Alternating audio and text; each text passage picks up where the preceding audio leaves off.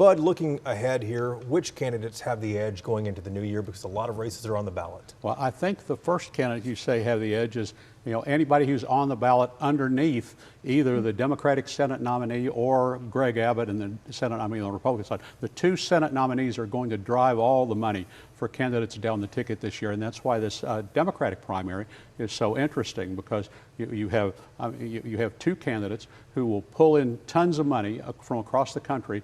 It's probably the biggest Democratic primary we've seen maybe since Jim Maddox and Ann Richards, 35 years ago. It's been years, and you think about this, Ashley, that I hear Democrats constantly saying, why in the world are two of the most popular Democrats running against each other for the U.S. Senate nomination with Tallarico and Crockett?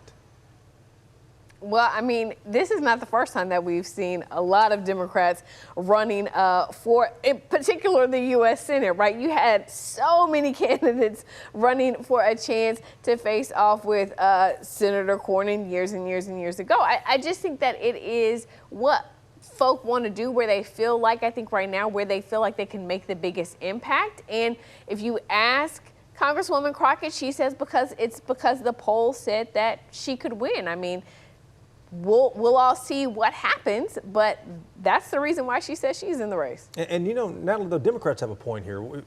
People know the two candidates running for U.S. Senate. They don't know the others running for governor and some of the other positions as well as they know these two. Whether you're on TV, you're on social media, both of them have huge followings. Right, and I think if you are, let's say, Team Tallarico right now, you should probably get familiar with what he has done in the House. You know that Representative Gina Hinojosa, who's running for governor, was really involved. So that's a good way to get into her sphere and to figure out what she's about. And then you've got Lieutenant Governor in the race for Lieutenant Governor, Vicki Goodwin, Representative Vicki Goodwin from the House.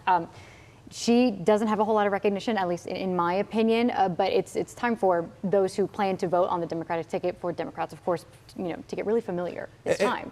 By the way, how much do you think that whoever's at the top of the ticket is going to help these down ballot races like Natalie's talking about? Well, that's where all the money comes from. All the tens of millions of dollars will come in, just like Beto in 2018, and that's how the candidates win down the ballot. None of the Democrats down the ballot will be able to raise any money.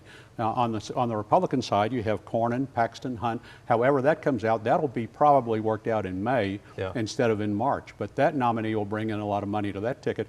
The Democrat will be trying to not only turn out more Democratic voters, but also keep more Republicans home.